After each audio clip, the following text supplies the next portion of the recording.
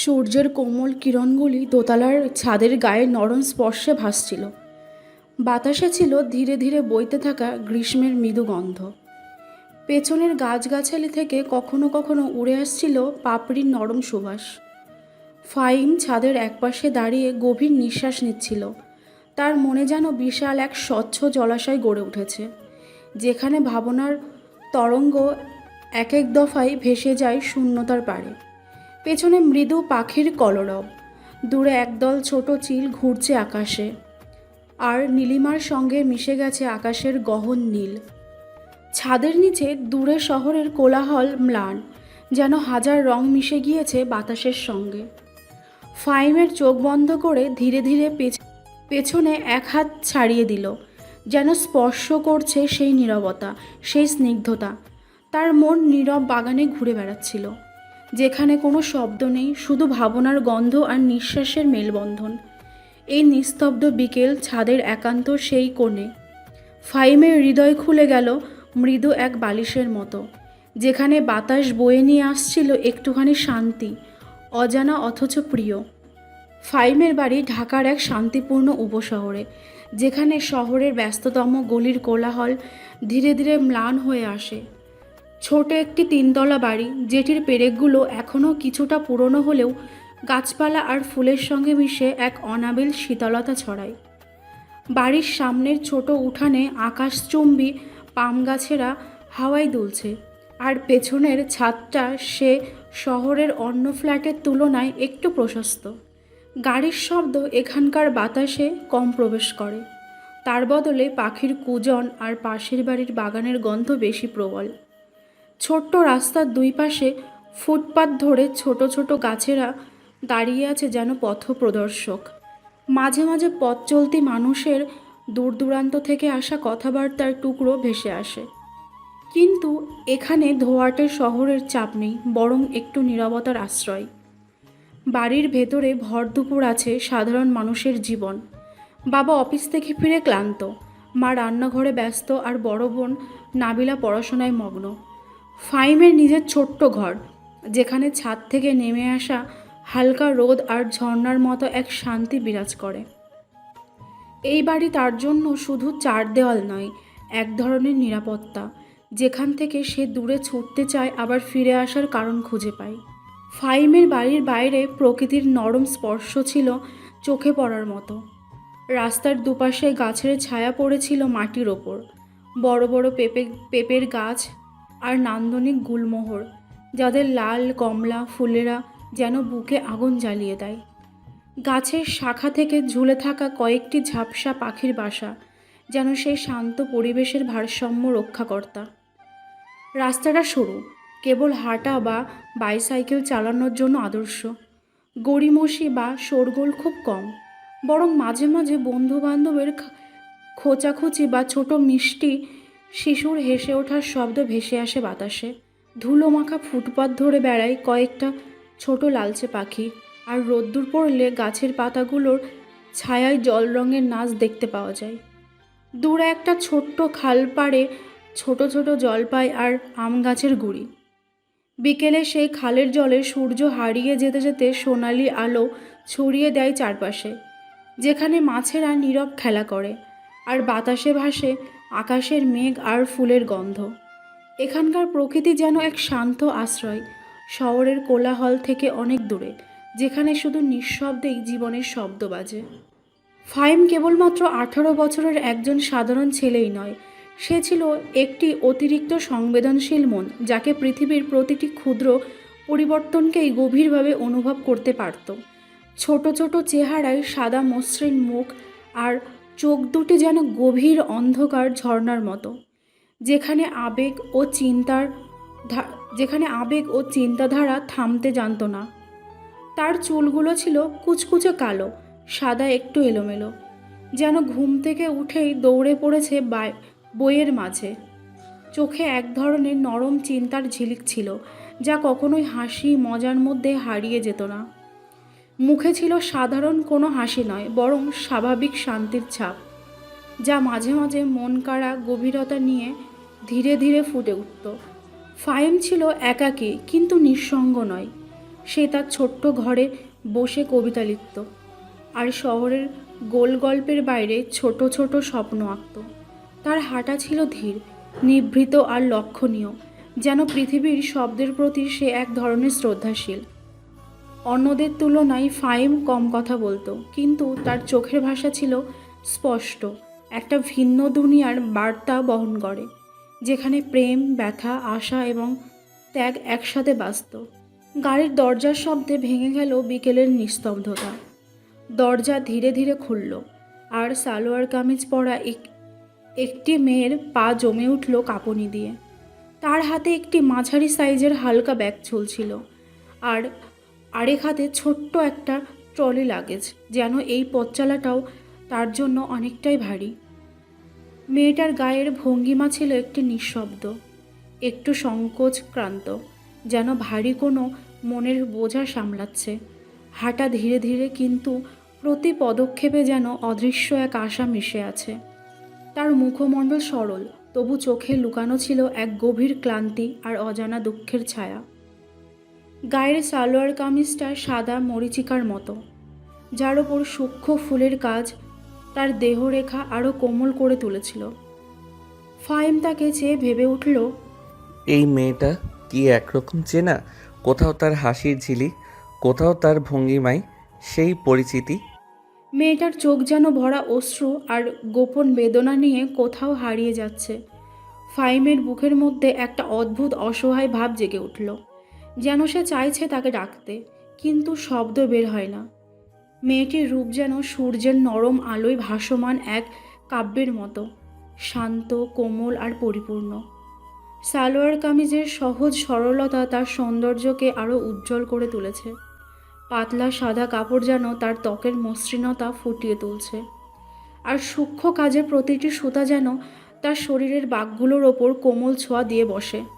তার মুখমণ্ডল ছিল একেবারে মৃদু, কোনো অতিরিক্ত সাজসজ্জা ছাড়াই। ছোট্ট কপালে ভ্রু দুটো কল্পনাহীনভাবে বাঁকা, যেন কেউ হাতে হাতে আঁকিয়েছে। চোখ দুটি বড় ও মেঘলা, এক দৃষ্টিতে গভীর নদীর মতো, যেখানে অসংখ্য অনুভূতির তরঙ্গ ভেসে বেড়ায়। সেই চোখগুলোতে কখনো মায়া, কখনো বিষাদের ছায়া ছিল, আর মাঝে মাঝে সেই দিনের বৃষ্টির মতো নরম এক কোমলতা। নাক ছিল সরল আর সুষম, আর ঠোঁটগুলো মৃদু গোলাকার, যেন হাসি ফোটার অপেক্ষায়। তার তার গালের আলতো গাঢ় রং ছিল যেন ফুলের পাপড়ির মাঝখানে থাকা সেই গোধূলি টিপ, নীরব, নিভৃত, কিন্তু হৃদয় ছুঁয়ে যাওয়া। লম্বা কালো চুলগুলো ছিল সোজা, সালোয়ার কামিজের সাদা কাপড়ের বিপরীতে যেন কালো আধার ঝরানো। একটু ছোট্ট অংশ গালের পাশে এসে ভাঁজ খেয়ে পড়ে, আরেকটু অবাধ্যতা যোগ করে তার স্নিগ্ধ ছবিতে। তার হাঁটার ধরন ছিল সুনির্দিষ্ট, কোমল ও বিনয়ী, যেমন ধীরে ধীরে বয়ে চলা নদীর জলে যেন এক প্রকার আত্মবিশ্বাস আর শান্তি লুকিয়ে থাকে। পুরো শরীরেই ছিল একটা অপার্থিব শৈল্পিকতা, যা সহজেই মনে ছাপ ফেলে যায়। ফাহিম ধীরে ধীরে মেয়েটির দিকে এগিয়ে এলো। ছায়া আর রোদে মাখানো বিকেলের বাতাসে তার হাঁটার ছন্দ যেন একটু বেশি ভারী হয়ে উঠেছে।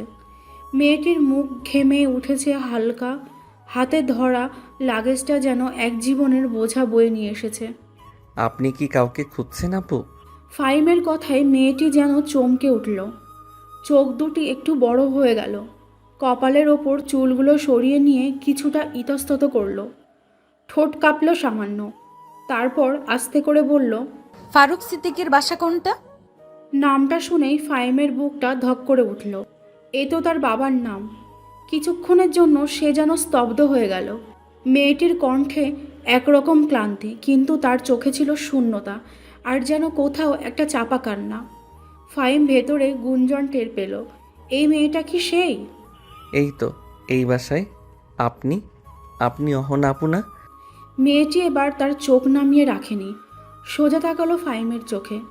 সেই চাহনিতে ছিল এক অনুচ্চারিত স্বীকারোক্তি, একটা মুছে যাওয়া অতীতকে আবার স্পর্শ করার চেষ্টা। তুমি ফাহিম? ফাহিম শুধু মাথা নাড়ল, কোনো শব্দ বের হয়নি। সেই বিকেল, সেই ছায়া আর সেই চাহনি, সব এক হয়ে সব এক হয়ে মিলিয়ে গেল এক পুরনো বন্ধ দরজার সামনে, যার কপাট আবার খুলতে চলেছে। নাবিলা কি বাসায় আছে? না আপু, আজ ওর ভার্সিটিতে ল্যাব ক্লাস আছে, সন্ধ্যায় ফিরবে। কথাটা বলার পর ফাহিম লক্ষ্য করল অহনা দাঁড়িয়ে আছে ঠিক আগের জায়গাতেই, বাড়ির দিক না এগিয়ে। চোখের কোণায় ক্লান্তির ছাপ আর একটা দম বন্ধ করা দ্বিধা। ভেতরে আসুন না, আমি মাকে ডাকছি। না মানে আমি একটু বাইরে দাঁড়াই, তুমি ডাক দাও। ফাহিম কিছু না বলে দৌড়ে ঘরে ঢুকে গেল। মা তখন রান্নাঘরে। ফাহিম সংক্ষেপে বলল, অহনা আপু এসেছে। কয়েক মুহূর্তের মধ্যে মা বেরিয়ে এলেন, চোখে অবাক ভাব, মুখে বিস্ময়ের ছায়া। আরে অহনা মা, এসো এসো, তুমি একা এসেছো? জি খালা, কিছুদিন থাকতে চেয়েছিলাম। মা আর কিছু বলেননি, কেবল স্নেহভরা দৃষ্টিতে তাকিয়ে বললেন, এসো মা, ভেতরে এসো। নাবিলা না থাকলেও তুমি তো আমার মেয়ে। অহনা মাথা নিচু করে ধীরে ধীরে বাড়ির ভেতরে ঢুকলো, যেন ভেতরে প্রবেশের সাথে সাথে বুকের ভেতরের ভারগুলোও সামান্য নরম হলো। ফাহিম চুপচাপ পেছনে দাঁড়িয়ে দেখলো সেই দৃশ্য। সাদা সালোয়ার কামিজে ক্লান্ত এক নারী, যার চোখে ক্লান্তি আর পায়ে কাঁপন, তবু যার উপস্থিতি চারপাশের বাতাসকেও গাঢ় করে তোলে। অহনা ধীরে ধীরে বাড়ির ভেতর পা রাখল। চৌখাট পার হওয়ার সময় যেন এক অদৃশ্য ভার নামিয়ে রাখলো কার্নিশে। তার চোখ ধীরে ধীরে চোখের ভেতর ঘুরে বেড়ালো, চেনা ছবি, পরিচিতি দেওয়াল। এক সময়ের হাসি মুখের আলো এখনও দেয়ালের গায়ে লেগে আছে। 4 বছর আগেও এই ঘরে সে এসেছিল, হাসতে হাসতে নাবালিকার ডাকে। আজ সেই একই ঘরে সে ফিরল নীরবতায়, মাথা নিচু করে, চোখে লুকানো কুয়াশা নিয়ে। মা তার দিকে তাকিয়েছিলেন কিছুক্ষণ। চোখে কোনো প্রশ্ন ছিল না, ছিল শুধু নীরব স্নেহের ছায়া। কপালে চুল সরিয়ে দিয়ে মা বললেন না কিছুই, তবু তার চোখ যেন বলে দিল। তুমি ক্লান্ত? এসো, আমার কোলে মাথা রাখো। অহনা বসে পড়ল ড্রয়িং রুমের এক কোণে, সোফার ঠিক মাঝখানে, কিন্তু গা এলিয়ে দেয়নি। সে সোজা হয়ে বসে রইল, কিন্তু চোখ ঘুরে ঘুরে ঘরের প্রতিটি কোণ খুঁজছিল। স্মৃতির গন্ধ, পুরনো দিনের ছায়া। ফাহিম সামান্য দূরে দাঁড়িয়েছিল, কোনো শব্দ করল না। সে শুধু চেয়ে রইল অহনার দিকে। সেই চেনা মুখ, সেই চুলের ঢেউ, সেই পাতলা ঠোঁটের নিঃশ্বাস। তার ভেতরে কিছু ভেঙে পড়ল, আবার কিছু দাঁড়িয়েও গেল। মনে হচ্ছিল অহনার এই ফিরে আসা কেবল এক সফরের নয়, যেন এক অসমাপ্ত অনুভবেরও পুনর্জন্ম। ঘরের চারপাশে যখন শব্দ ছিল না, শুধু দেয়ালে ঘোরাফেরা করছিল নিঃশ্বাস, স্নেহ আর দুটি মন হারানো পথের আগমনী আলো। সন্ধ্যা নেমেছে ধীরে ধীরে, গেটের টুংটাং শব্দ। ফাহিম জানে নাবিলা ফিরছে। দরজা খুলতেই নাবিলা থমকে দাঁড়ালো। সোফার কোণে বসে থাকা মুখটা দেখে তার চোখ বড় হয়ে গেল। অহনা, অহনা ধীরে মাথা তোলে, চোখে জল জমে উঠেছে, ঠোঁটে হালকা হাসি। ওরা কেউ কিছু বলে না। মুহূর্তেই নাবিলা এগিয়ে আসে, দুইজনে জড়িয়ে ধরে একে অপরকে। 4 বছরের ব্যবধান যেন মুহূর্তে গলে যায় কাপা আলিঙ্গনে। তোকে দেখে বিশ্বাসই করতে পারছি না, তুই হঠাৎ এভাবে। আমি আর কোথাও যাওয়ার ছিল না। ওদের চোখে জল, মুখে হাসি, মাঝখানে না বলা হাজারটা কথা জমে আছে। তবুও তারা যেন একে অপরকে সব বলেই ফেলেছে। আমার ঘর তো সবসময় তোর জন্যই ছিল রে, ফিরে আসবি জানতাম। দেরি করে ফেললাম তাই না? নাবিলা কিছু বলে না, আবারও জড়িয়ে ধরে।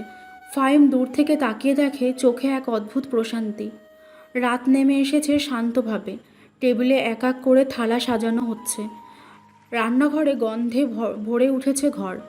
অহনা ফাহিমের মার পাশে দাঁড়িয়ে চুপচাপ হাত বাড়িয়ে দিচ্ছে, থালা বাসন গুছিয়ে দিচ্ছে, যেন অনেক দিনের চেনা গৃহস্থলী।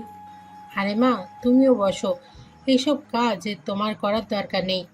না খালা, এতদিন পরে এসেছি, একটু সাহায্য করলেই তো ভালো লাগে। মা কিছু বলেন না, শুধু তাকিয়ে থাকেন। অহনার চোখে মুখে যে শান্তি, সেটা অনেক দিন পর মার মনে এক ধরনের কোমল আশ্বাস এনে দেয়। রাতের খাবারের টেবিলে অহনা সবার পাশে বসে। সে একে একে মাছের কাঁটা বেছে দেয়, তরকারি বাড়িয়ে দেয় ফাহিমের প্লেটে। আপনি খাবেন না? আগে সবাই খাক। সেই উত্তর শুনে ফাহিমের মন কেমন করে ওঠে। একদিনে যেন এই মেয়েটি পুরো বাসায় এক ধরনের অদৃশ্য ছায়া হয়ে গেছে, নরম, শান্ত, অভিভাবকের মতো। খাওয়া শেষে মা যখন উঠে গেলেন তখন অহনা তার পেছন পেছন এসে প্লেটগুলো তুলে নিচ্ছে, কিচেনে পানি ফেলছে, তেল মশলার ডালগুলো গুঁড়িয়ে রাখছে। হাহারে, নিজের বাসায় এসেও মেয়ে কাজ করছে, যেন আমি অতিথি হয়ে গেছি। মার কণ্ঠে এক ফোঁটা প্রশংসা, এক ফোঁটা আবেগ, আর মনের গভীর থেকে আসা মায়া। এরপর মা সোফার পাশে বসে অহনার মাথায় হাত বুলিয়ে দিলেন। অহনা চোখ বন্ধ করে কিছু বলে না, কিন্তু তার চোখের কোণে জমে থাকা জল ফাহিমের চোখ এড়ায় না। একদিনে সে এই পরিবারের অঙ্গ হয়ে গেছে, যেন অনুপস্থিত এক স্নেহভরা মেয়ে ফিরেছে, যে কিছু চায় না, শুধু একটু ঠাঁই খোঁজে।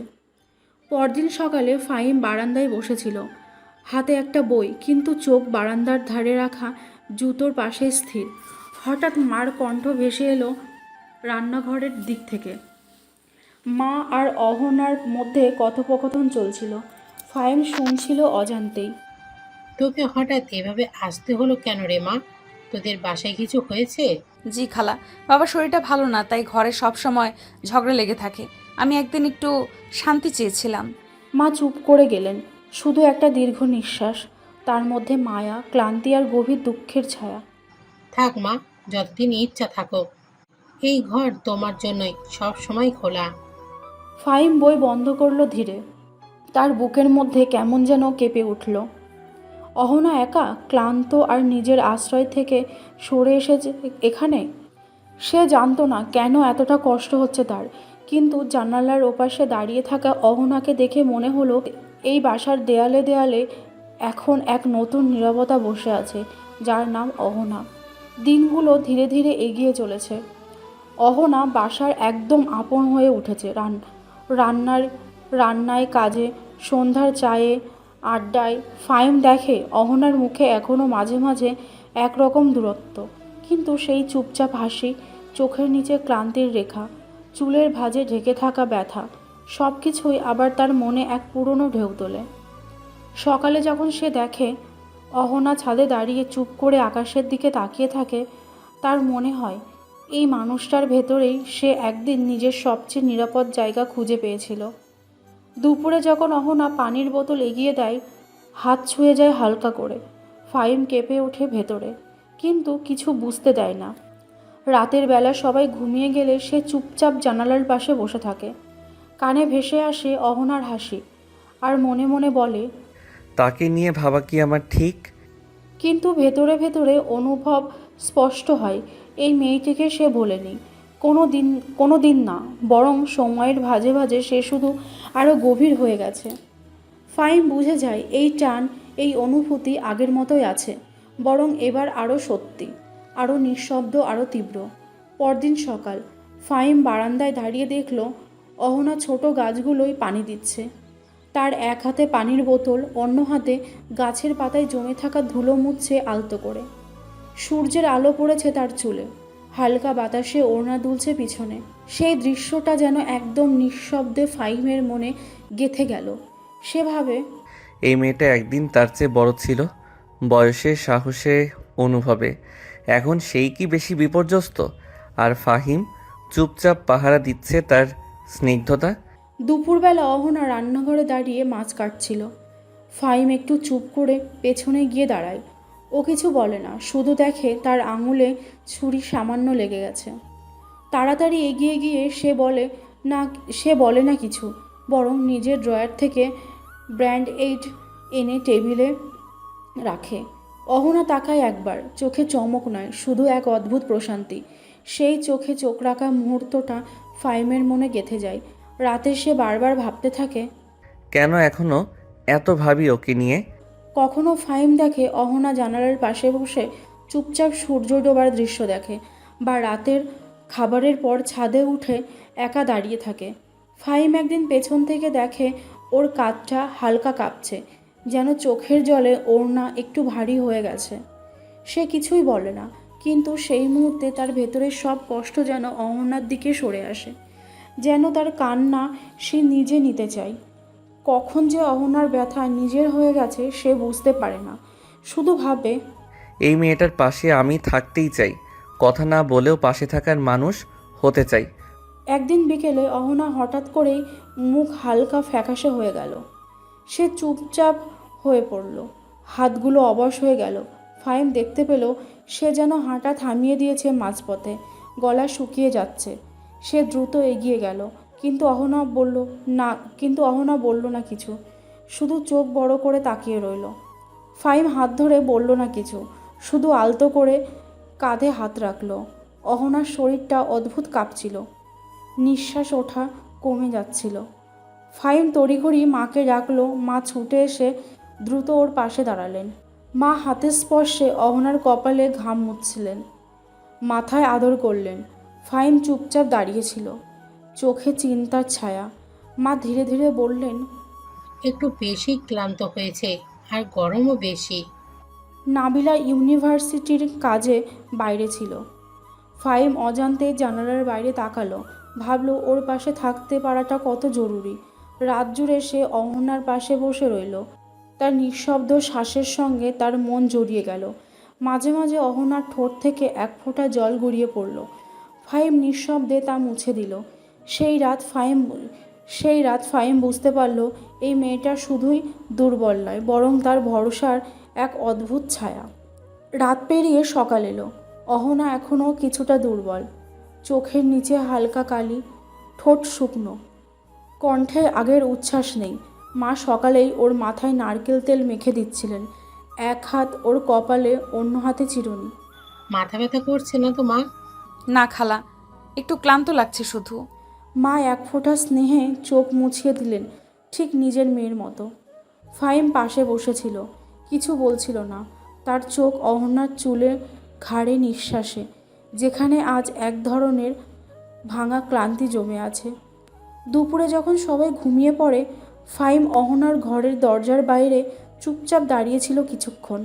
ভেতর থেকে নিঃশব্দ নিঃশ্বাসের আওয়াজ, মাঝে মাঝে কাশির হালকা শব্দ।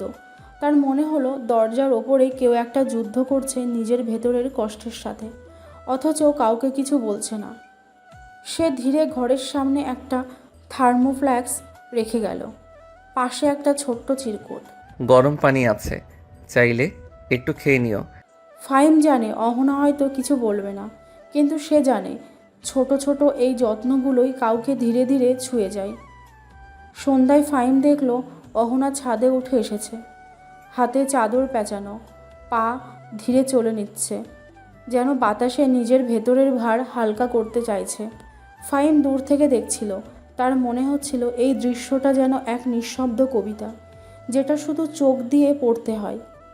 পরদিন সকালে ফাহিম বারান্দায় বসে খবরের কাগজে চোখ রাখার ভান করছিল, কিন্তু চোখ তার ছিল অন্যদিকে, ওই জানালার পাশে চেয়ারে, যেখানে অহনা চুপ করে বসেছিল।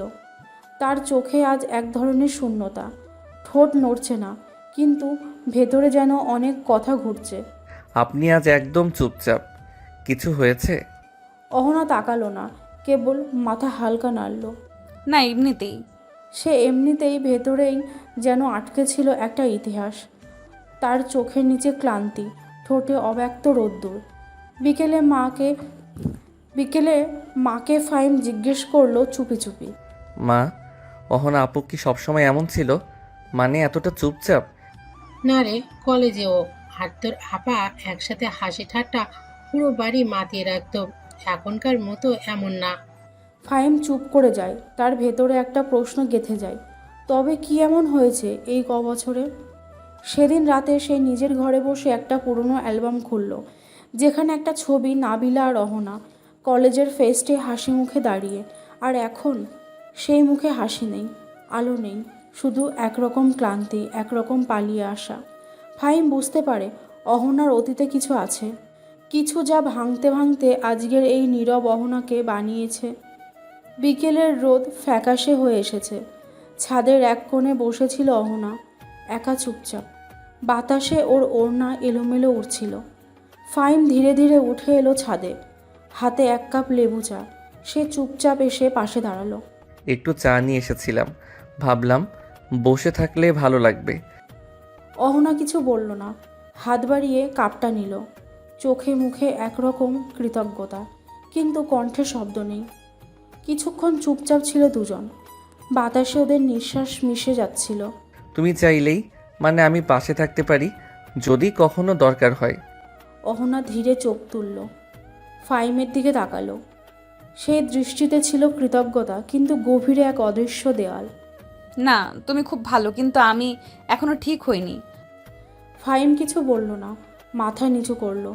একটা হালকা হাওয়ার দোলা ওদের মাঝখানে এসে দাঁড়ালো। তুই পাশে আছিস, এইটুকুই অনেক, কিন্তু আমি কারোর ভরসা হতে পারি না এখন। ফাহিম মাথা নেড়ে হাসলো হালকা করে, কিন্তু সে হাসিতে ছিল কিছু অদৃশ্য চেনা ভাঙনের শব্দ। সে আর চাপ দিল না, পাশে একটু দূরে বসে রইল নিঃশব্দে, শুধু পাশে থাকার মতো করে। রাত তখন প্রায় 10:30। সবাই ঘুমিয়ে গেছে, ঘর নিস্তব্ধ। কেবল রান্নাঘরের জানালা দিয়ে হালকা বাতাস ঢুকছে। ফাহিম পানির বোতল নিয়ে গিয়ে দেখে আলো জ্বলে আছে ড্রয়িং রুমে। দরজা খোলা, ভেতরে অহনা বসে আছে একা, হাতে একটা ছোট ডায়েরি। পেছনের দিকে তাকিয়ে চুপ করে পাতা উল্টাচ্ছে, চোখে একরকম অদ্ভুত শূন্যতা। ফাহিম চুপচাপ দাঁড়িয়ে দেখে। সে কাছে যায় না, শব্দ করে না, কিন্তু সেই দৃশ্যটা তাকে গেঁথে দেয় ভেতরে। কিছুক্ষণ পর অহনা ডায়েরির ভাঁজে একটা ছবি রাখে, আঁচলে মোড়ানো ছোট্ট একটা পাসপোর্ট সাইজ ছবি।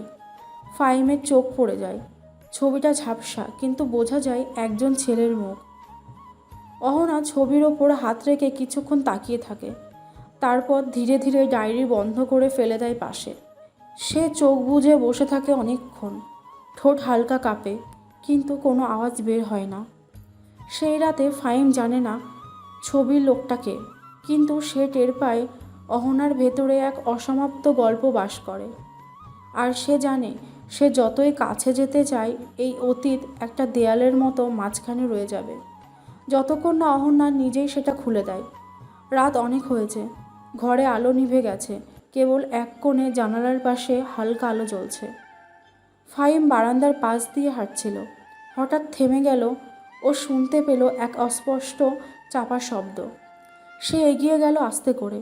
দরজার ফাঁক দিয়ে দেখে অহনা বিছানার এক কোণে বসে আছে, চাদরে মুখ লুকিয়ে হালকা কাঁপছে, চোখের জল নিচে পড়ছে, ঠোঁট কামড়ে ধরে যেন চিৎকারটাকে আটকে ধরে রেখেছে। ফাহিম চুপচাপ দাঁড়িয়ে রইল অনেকক্ষণ, কিছু বলল না, কিছু জিজ্ঞেস করল না। তার বুকের ভেতর কেমন যেন ফেটে পড়ছিল, একটা প্রশ্ন, একটা কষ্ট, আর সেই চোখের জল, সব মিলিয়ে তাকে ভেঙে দিচ্ছিল ভেতর থেকে। সে ধীরে পেছন ফিরে গেল, কিন্তু কিছুক্ষণের মধ্যে আবার ফিরে এলো। হাতে ছিল এক গ্লাস পানি আর ওড়নার এক প্রান্তে গুজে রাখা ছোট্ট তোয়ালে। দরজার কাছে দাঁড়িয়ে সে ধীরে আওয়াজ দিল, আমি জানি না কি হয়েছে, জানার অধিকারও হয়তো নেই, কিন্তু আপনি যদি একটু ভরসা করেন আমি পাশে থাকতে পারি। অহনা মুখ তোলে না, চুপচাপ চোখের জল মুছে নেয়, কিন্তু কাঁধের কাঁপন থামে না। কান্নাটা একা বইবেন না প্লিজ, যদি কাউকে ভাগ দিতে ইচ্ছা করে আমিও তো আছি। কিছুক্ষণ চুপচাপ কেটে যায়, তারপর অহনা ধীরে হাত বাড়িয়ে নেয় পানি। চোখে তাকায় না, কিন্তু ওর চোখের পাশে নেমে আসে এক ধরনের হালকা প্রশান্তি। সেই রাতে প্রথমবার ফাহিম অনুভব করে একটা ভাঙা মানুষ পাশে এসে দাঁড়ালে তাকে জোড়া লাগানোর চেষ্টাই হয়তো ভালোবাসার শুরু। দুপুরের রোদ হালকা নরম হয়ে এসেছে। নাবিলা বারান্দায় বসে বই পড়ছিল। ফাহিম ধীরে ধীরে পাশে এসে দাঁড়ালো। তোকে একটা কথা বলবো। হ্যাঁ বল। অহনা ঠিক আছে, তুই কি মন থেকে এটা বিশ্বাস করিস? নাবিলা চোখ তুলে তাকালো, কপালে চিন্তার ভাঁজ। জানি না, তুই তো দেখেছিস সে খুব বেশি কিছু বলে না, সব চেপে রাখে। আমি কাল রাতে ওকে কাঁদতে দেখেছি। নাবিলা স্তব্ধ হয়ে গেল। হাতের বইটা বন্ধ করে ও পুরো মনোযোগ দিল ফাহিমের দিকে। কিছু বললো? না, কিন্তু চোখের জল, কাপা ঠোঁট, গলা ধরে আসা সব বলে দিচ্ছিল ওর ভিতরে অনেক কিছু আছে। নাবিলা দীর্ঘশ্বাস ফেলল, জানালার বাইরে তাকিয়ে বলল, আমি এত বছর ধরে ওকে চিনি, অথচ কখনো ভিতরের গল্পটা জানতে পারিনি। আমিও জানি না, জানার অধিকারও হয়তো নেই, তবু আমি চাচ্ছি ওকে বুঝতে, ওকে হালকা করতে। একা হবি না, আমি তো আছি। দুজন চুপচাপ বসে থাকে কিছুক্ষণ। তাদের ভেতরেই তৈরি হয় এক অদৃশ্য প্রতিজ্ঞা। অহনাকে তার কষ্ট থেকে মুক্ত করতে হবে। ওর পাশে থাকবো, ওর বোঝা যদি ভাগ করে নিতে পারি তবেই না থাকা। ওর ভিতরের অন্ধকারে আলো আনবো, এক ফোঁটা করে হলেও। সেই দুপুরে দুই হৃদয় এক হয়, এক অন্যরকম যুদ্ধে নামার জন্য নিঃশব্দ কান্না আর গোপন যন্ত্রণা থেকে অহনাকে মুক্ত করার যুদ্ধে। পরদিন দুপুর ফাহিম আর নাবিলা সিদ্ধান্ত নিয়ে নেয় আজ আর অহনাকে একা থাকতে দেবে না। তিনজন একসাথে বসে ছাদে। ফাহিম ছোট টেবিলে চা সাজায়, নাবিলা টান দিয়ে হাসে অহনাকে। মনে আছে তোকে বৃষ্টি লাগিয়ে দিতাম জোর করে? মনে আছে? ভিজেই তো সর্দি হতো। অহনার মুখে হালকা হাসি খেলে যায়। বহুদিন পর যেন ওর ঠোঁটে এক টুকরো রোদ উঠেছে। বিকেলটাই ফাহিম নিজের পুরনো গিটার বের করে। বাজাতে জানে না খুব একটা, তবু নামিলা জোরাজুরি করে। একটু বাজা। অহনা আগে তোকে কত খ্যাপাতো বাজানো নিয়ে। আজকে আবার খ্যাপাক? ফাহিম বাজায় টুংটাং। অহনা পাশে বসে চুপচাপ, কখনো হেসে ফেলে, কখনো চোখের কোণে জল টলমল করে ওঠে। নাবিলা হঠাৎ ফোন বের করে একটা পুরনো ভিডিও চালায়, তাদের কলেজের পুরনো ছবি। হাসি মুখের অহনা, ছিপছিপে চুল, বাঁকা হাসি। ওগুলো রেখে দিয়েছিস? সবই রেখেছি। তোর যেসব দিন হারিয়ে গেছে আমি ধরে রেখেছি। অহনার মুখ থমকে যায় কিছুক্ষণ, তারপরে সে জানালার দিকে মুখ ঘোরায়। চোখে জমে ওঠে অতীতের ঝাপসা জল। ফাহিম কিছু বলে না, কেবল পাশে চা বাড়িয়ে দেয়, যেন বোঝাতে চায় তুই চাইলেই আমি তোর স্মৃতিগুলো আজকের দিনে ফিরিয়ে আনতে পারি। সেই বিকেলে ছাদের বাতাসে আর মানুষের চেষ্টায় অহনার ভেতরে একটা ছোট্ট জানালা খুলে যায়, আলোর, স্মৃতির আর ভালোবাসার। রাতের নিঃশব্দতায় তিনজন একসাথে বসে আছে। বাতাসে একটা কোমল শীতলতা। ছাদের ওপর চাঁদের আলো পড়ে তাদের মুখে। অহনার চোখে অজানা কোনো বিষাদের ছায়া, যা ফাহিম আর নাবিলা যতবার দেখে ততবার তাদের মন কাঁদে। ফাহিমের হাত অসচেতনভাবে আলতো করে অহনার পেছনে এসে পড়ে, যেন সেই স্পর্শেই ভাঙা মনগুলো মেরামত হতে পারে। নাবিলা চুপচাপ বসে থাকে, ওর নিঃশব্দ উপস্থিতি যেন এক আশ্বাসের কথা বলে। সময় ধীরে ধীরে পাতা উল্টায়, আর প্রতি মুহূর্তে আবেগের গহীনে নতুন এক রং যোগ হয়। চোখে চোখ পড়ার নীরবতা, কথা না বলা হাজারো অনুভূতির সমারোহ। তাদের মাঝে যে দূরত্ব ছিল সে যেন একটু একটু করে মুছে যাচ্ছে, যেন কোনো অদৃশ্য শক্তি তাদের হৃদয়ে এক করে দিচ্ছে। রাতের নিঃশব্দতা তাদের কান্না, আশা আর প্রেমের সাক্ষী হয়ে থাকে। এভাবেই তারা ধীরে ধীরে একে অপরের ভেতর ঝুঁকে পড়ে, গভীর এক বোঝাপড়ার সীমান্ত ছুঁয়ে। নতুন কোনো শুরু, যেখানে শব্দের প্রয়োজন নেই, শুধু অনুভবের গভীরতায় সঙ্গী থাকা। যতদিন এগোয় ফাহিম আর অহনার মাঝে অদৃশ্য এক সেতু গড়ে ওঠে। ছোট ছোট মুহূর্তগুলো, কখনো চোখে চোখ পড়া, কখনো অপ্রকাশিত হাসি, কখনো একসাথে নিঃশব্দে বসে থাকা, সব মিলিয়ে একটা গভীর বন্ধুত্বের নীড় তৈরি হয়। ফাহিম বুঝতে পারে অহনার প্রতিটা নিঃশ্বাসের মাঝে সে যেন খুঁজে পাচ্ছে নিজের অজানা বীণা বাজানো সুর। অহনা তার ভেতরের গুমোট চাপে থাকা বেদনার মাঝে ফাহিমের উপস্থিতিতে ক্রমশ শান্তি খুঁজে পায়। ভালোবাসা ধীরে ধীরে তাদের হৃদয়ের কোণে কোণে বোনা শুরু করে, শব্দের অদৃষ্ট থেকে পরোক্ষ ছোঁয়া হয়ে। মাঝে মাঝে ফাহিমের হাত চলে যায় অহনার হাতে, নাড়া দেয় অমলিন সেই বন্ধনটাকে। অহনার চোখের গভীরে খেলা করে এক অজানার আলোর রং, যা ফাহিমের মনে এক নবীন আশা জাগায়। তারা একসাথে থাকলে সময় যেন থমকে যায়, মনে হয় পৃথিবীর সমস্ত আকাশ কেবল তাদের জন্য অপেক্ষা করছে। ভালোবাসা তাদের জন্য এখন আর কেবল শব্দ নয়, বরং নিঃশব্দ উপলব্ধির মিশ্রণ। রাতের নীরবতায় তারা একে অপরের অস্তিত্বের গভীরে ডুবে যায়, যেখানে কোনো ভাঙনের ছায়া নেই। ফাহিম জানে এই ভালোবাসা শুধু অহনার জন্য নয়, নিজের জন্য এক নতুন জন্ম। অহনা বোঝে এই সম্পর্ক শুধু ক্ষণস্থায়ী নয়, বরং জীবনের গভীরতম দরজার প্রবেশের চাবি। এমন এক ভালোবাসা যা ধীরে ধীরে তাদের দুজনের ভেতর অটুট এক বন্ধন তৈরি করে, অজানা হলেও অদৃশ্য হলেও এক অসম্পূর্ণতাকে পূরণ করে। ভালোবাসা ধীরে ধীরে বেড়ে চলেছে, দুজনের মাঝে এক অদৃশ্য সেতু তৈরি হয়েছে। তবুও অহনার চোখে এক কোণে এক একবার ঝলমল করে ওঠে এক অজানা বিষাদের ছায়া। সে চায় কথা বলুক, তবে এক ধরনের ভয় বা অনিশ্চয়তা ওকে চুপ করিয়ে দেয়। ফাহিম যত কাছাকাছি আসে, অহনার ভেতরকার সেই নীরব বাধা ততই দৃঢ় হয়। মাঝে মাঝে সে নিরিবিলি একাকিত্বের কোলে ফিরে যেতে চায়, যেন নিজেকে বাঁচতে। ফাহিম বুঝতে পারে এই বাধাটা একদিন নিশ্চয়ই ভেঙে যাবে, কিন্তু এখনও ধীরেই থাকে। অহনার অন্তর থেকে একটি ভাঙা দরজা যা সহজে খোলে না। ফাহিম চুপচাপ অপেক্ষা করে, জানে ওর ধৈর্যই হবে সেই চাবি। ভালোবাসার মাঝে মাঝে থাকে কিছু অজানা কষ্ট, যা শব্দে প্রকাশ হয় না। আর সেই কষ্টের ভার বহন করেই অহনা ধীরে ধীরে নিজের ভেতর নতুন আলো খুঁজছে।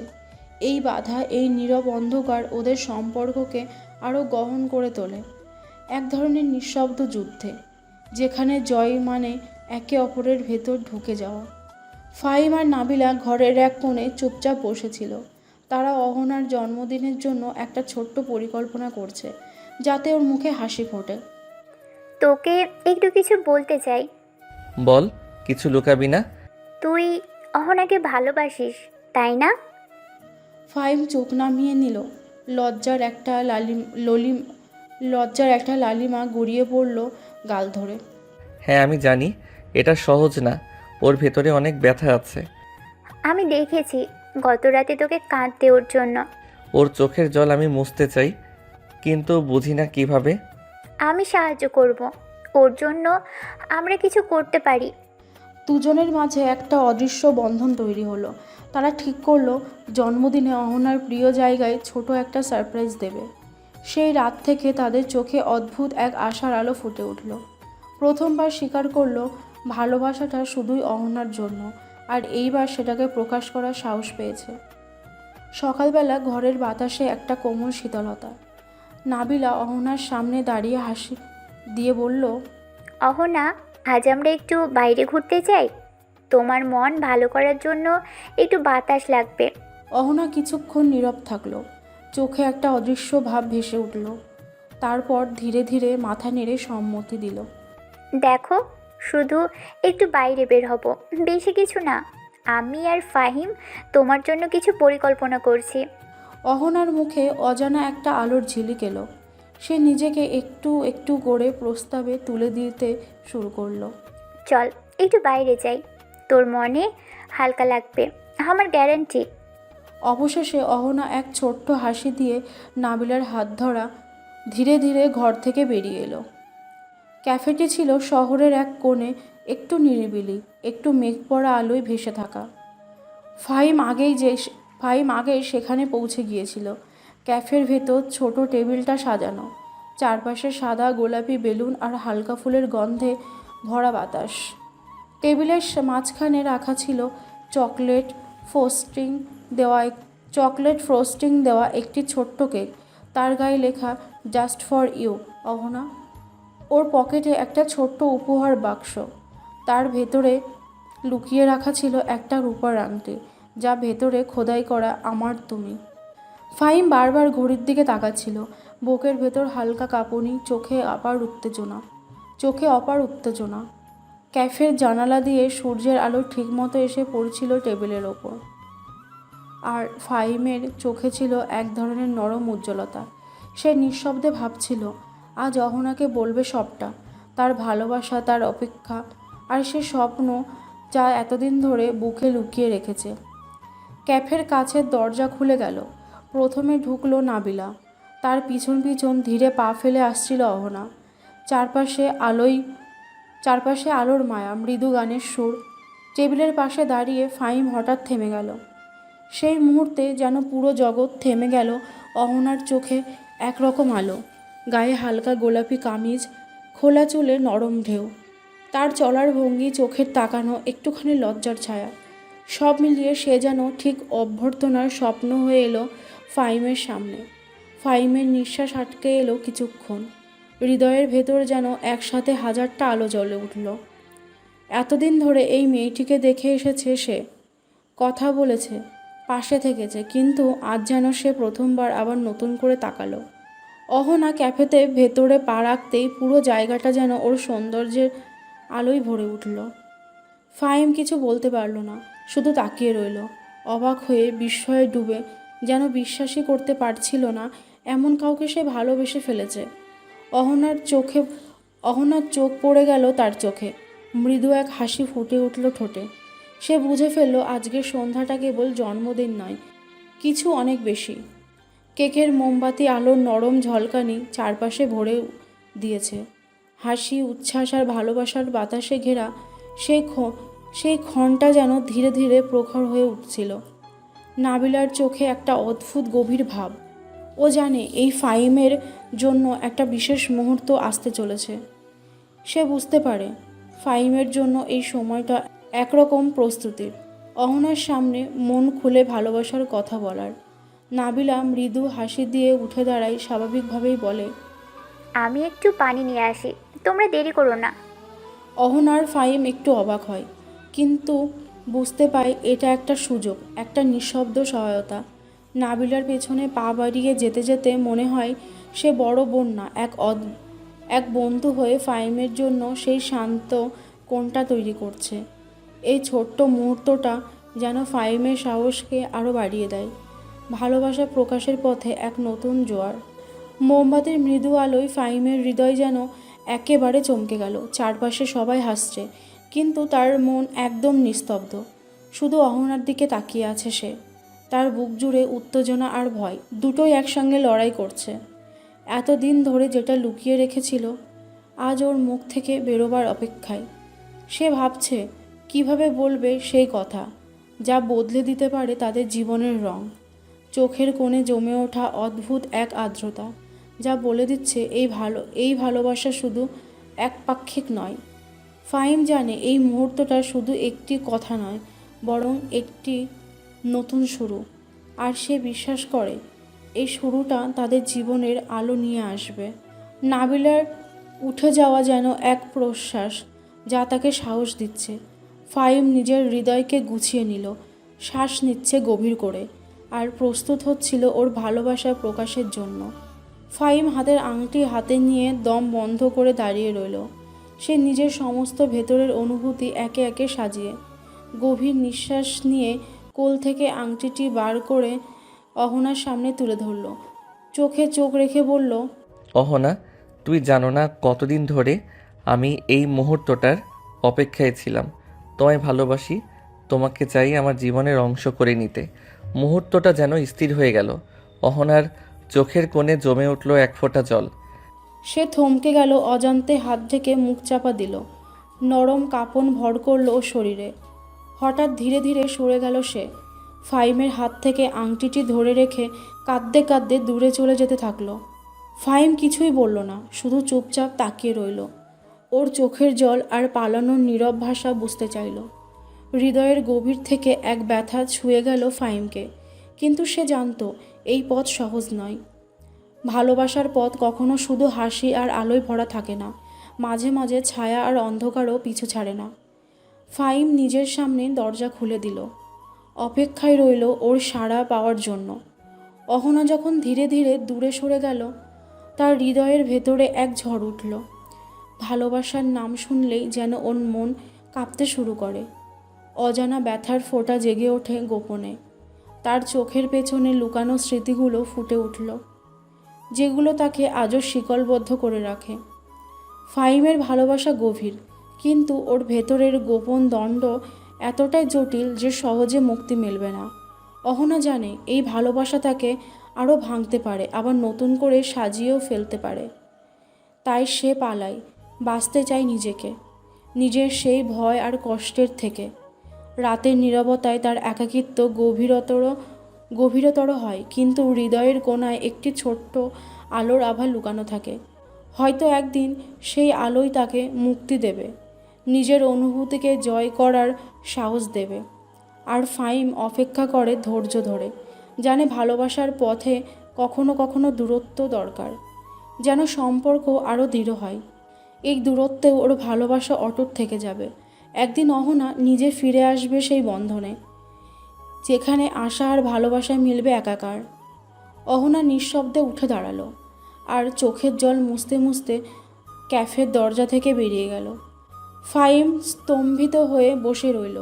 ওর কণ্ঠ থেকে শব্দ বের হলো না, শুধু চোখ বুজে বসলো এক গভীর বেদনার ভারে। হৃদয় যেন এক সেকেন্ডের মধ্যে ভেঙে চূর্ণ হয়ে গেল।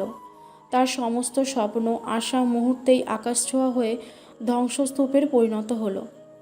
সে নিজের হাতের আংটিটি টেবিলে রেখে মাথা নিচু করল। নিঃশ্বাস নিতে কষ্ট হচ্ছিল। চোখ থেকে ঝরছিল না শুধু দুঃখের অশ্রু, বরং একটি হারানোর বেদনাও যা কিছুক্ষণ ধরেই বুক চিরে উঠছিল। নাবিলা ক্যাফেতে ঢুকে ফাহিমের পাশে এসে বসল। নিঃশব্দে ওর কাঁধে হাত রাখল। ওর চোখে সমবেদনায় তৃপ্তি। বুঝতে পারল ফাহিমের এখন একান্ত প্রয়োজন সান্ত্বনার। ও বুঝতে পারছে না এখন, কিন্তু সময় দিলে সব ঠিক হয়ে যাবে। ফাহিম ধীরে ধীরে মাথা উঁচু করল। নাবিলার উপস্থিতি কিছুটা সান্ত্বনা দিল তার মনে। সে অনুভব করল এই কঠিন সময়েও তার পাশে একজন আছে। সে তার বেদনা বোঝে, তাকে শক্তি দেয়। চোখের সামনেই থেমে যাওয়ার নিঃশ্বাসগুলো ধীরে ধীরে নিয়ন্ত্রণে এলো, কিন্তু ভেতরের ব্যথা এখনও অম্লান। নাবিলার মৃদু কথা আর স্পর্শের আড়ালে ফাহিমের ভাঙা মন ধীরে ধীরে জোড়া লাগতে শুরু করলো।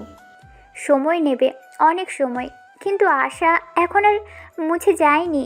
ভালোবাসার পথটা শুধু সুখের নয়, বেদনার সঙ্গীও হয়ে থাকে। আর ফাহিম শপথ করল যে ভালোবাসাটা সে অনুভব করে তা আর কখনো হারাবে না। ক্যাফের বাইরে উঠে অহনা হাঁটতে লাগলো। ওর মন ভারাক্রান্ত, ভালোবাসার প্রস্তাব কানে বাজছে বারবার। মনে হলো বুকটা ধাক্কা খেয়েছে আর কিছু বুঝে উঠতে পারছে না। চারপাশের শব্দ যেন ওর মনে আঘাত করছে। রোদের আলো, মানুষের হাসি, গাড়ির শব্দ, এই সব কিছু ওর ভেতরকার ঝড়কে থামাতে পারছে না। স্মৃতিগুলো জেগে উঠল, যেগুলো বহুদিন ধরে ওর মনের কোণে জমা ছিল। সেই পুরনো ব্যথা, সেই অন্ধকার ভাব। ওর পা এগোচ্ছে, কিন্তু মনে হচ্ছে ও নিজেই পিছুটা কিন্তু মনে হচ্ছে ও নিজেই কিছুটা পিছিয়ে যাচ্ছে। চোখে জল জমতে শুরু করলো। ভালোবাসা মানেই শুধু সুখ নয়, কখনো বেদনার সঙ্গীও হতে হয়। আর এই বেদনায় এখন ওর পথ চলা কঠিন করে দিয়েছে। অহনা কাঁদতে কাঁদতে ক্যাফে থেকে বেরিয়ে আসার পথে হাঁটছিল, চোখে অশ্রু আর মন ভারাক্রান্ত। গাড়ির আওয়াজ, পথের মানুষজন, সেদিনের আলো, সব কিছু যেন ওর কষ্ট আরও বাড়িয়ে দিচ্ছিল। ওর পা ধীরে ধীরে এগোচ্ছিল, কিন্তু মন কিছুতেই শান্ত হচ্ছিল না। বাসায় ফিরে আসতেই ফাহিমের মা দরজার বাইরে দাঁড়িয়ে ওকে দেখে অবাক হয়ে গেল। অহনা, তুমি কোথায় যাচ্ছ? কিন্তু অহনা কোনো উত্তর দিল না, শুধু অজান্তে কাঁদতে কাঁদতে ধীরে ধীরে নিজের ঘরে চলে গেল। ফাহিমের মা চিন্তিত হয়ে ঘরের ভেতরে ঢুকলো। ঘরে ঢুকে দেখলো অহনা চুপচাপ বসে আছে, হাতে নিজের কিছু জিনিসপত্র গুছাচ্ছে। নীরবতা ঘর জুড়ে বিস্তার লাভ করলো। সেখানে কোথাও কোথাও ওর নিঃশব্দ কান্নার শব্দ ভেসে আসছিল। মা ধীরে ধীরে ওর কাছে গেল, কোমল কণ্ঠে বলল, অহনা, কিছু বলো তো, তুমি কেন এত কষ্টে আছো? কিন্তু অহনা চুপ করে থেকে শুধুই নিজের ভেতরের ব্যথা লুকিয়ে রাখলো। মা বুঝতে পারলো ওর ভেতরে এমন কিছু বেদনা আছে যা বলার মতো শক্তিও নেই এখন ওর। তাই শুধু নীরব হয়ে বসে রইল, ওর পাশে থাকার চেষ্টা করতে। সেই সময়টা অহনার জন্য ছিল একাকিত্ব আর ব্যথার মাঝে একান্ত নীরব সঙ্গম। অন্যদিকে ক্যাফেতে ফাহিম আর নাবিলা বসেছিল। ফাহিমের মা ফোন করলেন ফাহিমকে, ওর কণ্ঠে উদ্বেগ স্পষ্ট। ফাহিম, অহনা ফিরে এসেছে, কিন্তু ওর অবস্থা ভালো নয়, ও চলে যাচ্ছে। ফাহিম ও নাবিলা একসঙ্গে চিন্তিত হয়ে উঠল। ওকে যেতে দেব না নাবিলা, আমরা ওর পাশে থাকবো। ঠিক বলেছিস, ও একা না, আমরা সব সময় আছি ওর পাশে। অহনাকে যেতে দেবেন না, ওকে বাসায় থাকতে বলবেন। ফাহিমের মনে একটাই ভাবনা ঘুরপাক খাচ্ছিল, অহনার অতীত। ওর চোখে সেই অজানা যন্ত্রণা আর ব্যথার ছবি বারবার ভেসে উঠছিল। সে বুঝতে পারছিল অহনা শুধু হাসির আনন্দ নয়, গভীর কোনো কষ্ট বয়ে নিয়ে বেড়াচ্ছে। ফাহিমের মনে প্রশ্ন ঝলকাতো। কি সেই অতীত যা ওকে আজও এত সংকীর্ণ করে রাখে? তাকে জানতেই হবে, বুঝতেই হবে, যাতে সে সত্যিই ওর পাশে থাকতে পারে। এই চিন্তায় তার হৃদয়ে ভারাক্রান্ত হলেও সে জানে এটাই ওর কর্তব্য, অহনাকে ভালোবাসার চেয়ে বেশি বোঝা। ফাহিম গাড়ির স্টিয়ারিং ধরে গভীর শ্বাস নিল। মনের অবস্থা এলোমেলো, কিন্তু ধীরে ধীরে সে তার ভাবনাগুলো গুছিয়ে নিল। চোখ সামনে তাকিয়ে মনোযোগ দিয়ে রাস্তা ধরল।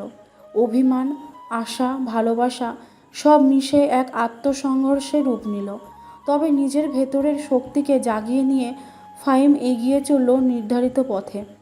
অহনার মন এখনও এক গভীর অন্ধকারে ডুবে আছে। ফাহিমের প্রপোজাল যেন এক মধুর স্বপ্নের মতো, কিন্তু সেই স্বপ্নের ছায়ায় লুকিয়ে আছে পুরনো বেদনার দাগ। প্রতি রাতে নিঃশব্দ কান্না, প্রতিটি ছুঁয়ে যাওয়া স্মৃতি ওর ভেতর একটা জোরালো কষ্ট তৈরি করে, যা সহজে মুছে যায় না। প্রতি মুহূর্তে ওর মনে বাজে অতীতের সেই কষ্টের সুর। সেখানে বিশ্বাস ভেঙে গেছে, যেখানে ভালোবাসার পরিণত হয়েছে শারীরিক ও মানসিক যন্ত্রণায়। ফাহিমের প্রতি ওর ভালোবাসা সত্য, কিন্তু সেই ভালোবাসার মাঝেও লুকিয়ে আছে ভয়, সন্দেহ আর অপার এক হতাশা। ওর মনে বারবার প্রশ্ন জাগে, আমি কি সত্যিই নতুন করে ভালোবাসতে পারবো? আমার ভেতরের ব্যথা কি কখনো সেরে যাবে? ফাহিমের ভালোবাসা ওর জন্য একটা আশার আলো, তবে সেই আলো এতটাই দুর্বল যে ওর মনোবল নড়বড়ে হয়ে ওঠে। ফাহিমের জন্য এটা বোঝা কঠিন, কেন ও একদম মুক্ত হতে পারছে না, কেন ভালোবাসার মাঝেও সে নিজেকে বন্দি মনে করে। অহনার মনস্তাত্ত্বিক অবস্থাটা এমন এক পর্যায়ে পৌঁছেছে যেখানে ভালোবাসা ও বেদনা একসাথে লড়াই করছে, আর সে সেই লড়াইয়ের এখনও হার মানেনি, কিন্তু বিজয়ও নিশ্চিত নয়। এই সব কষ্টের মাঝে ফাহিমকে ধৈর্য ধরে অপেক্ষা করতে হবে, কারণ অহনার মনের প্রতিটি ভাঙা টুকরো এক এক করে জোড়া লাগানো দরকার। শুধু ভালোবাসা যথেষ্ট নয়, বোঝা এবং সময় দরকার ওর বিশ্বাস আবার জোগাড় করার জন্য। ফাহিম ধীরে ধীরে ঘরে ঢোকে। ঘরটা নীরব, বাতাসে যেন ভারী কষ্ট জমে আছে। অহনা জানালার পাশে চুপচাপ বসে, চোখ দুটো লাল, মুখ ক্লান্ত।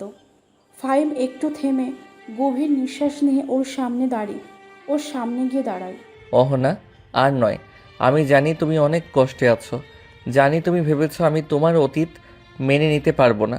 অহনা মাথা নিচু করে থাকে, কিছু বলতে গিয়ে যেন গলার মধ্যে শব্দ আটকে যায়।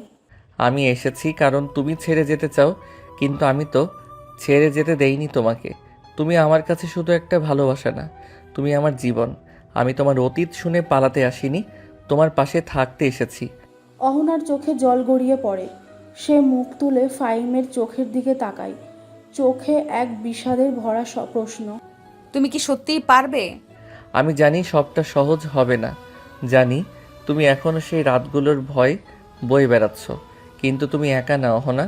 এবার থেকে কেউ তোমার গলা চেপে ধরবে না, কেউ তোমাকে ভয় দেখাবে না। আমি আছি, আমরাই আছি। অহনা ফাহিমের দিকে তাকিয়ে থাকে কিছুক্ষণ। ওর বুকের ভেতর জমে থাকা জমাট কান্না যেন একটু একটু করে গলতে শুরু করে। তুমি চাইলে আমি প্রতিদিন তোমার কাছে নতুন করে আসবো, আবার বলবো ভালোবাসি। যতবার লাগে, যতদিন লাগে, আমি অপেক্ষা করব। অহনার চোখ ভিজে, কিন্তু ভেতরে একটা হালকা আলো জ্বলে ওঠে।